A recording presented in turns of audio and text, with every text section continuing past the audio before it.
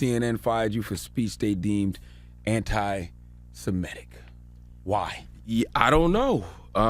They still haven't told me that. They never told me it was anti-Semitic, and it wasn't anti-Semitic. Well, for people that don't know, what did you say that allegedly got you fired? We're gonna play the clip, too. We have an opportunity to not just offer solidarity in words, but to commit to political action, local action, and international action that will give us what justice requires, and that is a free Palestine from the river to the sea.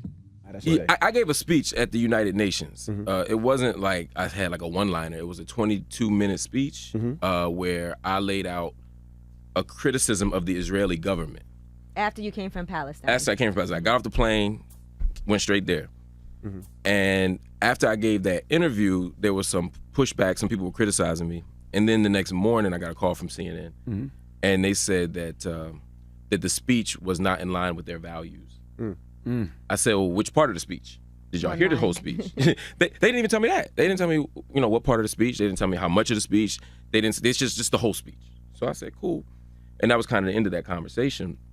A lot of people focused on the last line of the speech where I said, free Palestine from the river to the sea. There comes a point in your life and in your work where you have to take a principled stand, and some people aren't going to agree with you. Right. I stand with a firm critique of Israel. I stand in solidarity with Palestinian people, and I also stand against anti-Semitism. Those aren't competing claims. You know what I mean? You can love Jewish people and say that Jewish lives are not worth more than Palestinian lives, that Israeli lives are not worth more than Palestinian lives. And I can say also that everybody who criticizes Israel doesn't hate Jews, and I would hope that most don't. It's interesting because a lot of criticism will come from people who don't really know what's going on and have never been there. Right. And when you go there and you're walking through a place like Isawiya, and I'm watching an 80-year-old man have to pull down his pants at a checkpoint. The lack of, when I'm watching children go through checkpoints, the ritual humiliation of being a child walking through checkpoints. When I'm watching women have to go through forests and bushes to go around checkpoints, 80 and 90-year-old women to sell vegetables in East Jerusalem, and then they get fined and they lose all their money. When I'm watching children getting beaten with nightsticks, when I'm watching stop and frisk on Via Dolorosa, the very walkway where Jesus occupied the 7 stations of the cross, when I'm watching that happen, and I'm also watching children being stopped and frisked, which is outside the tradition of any religion.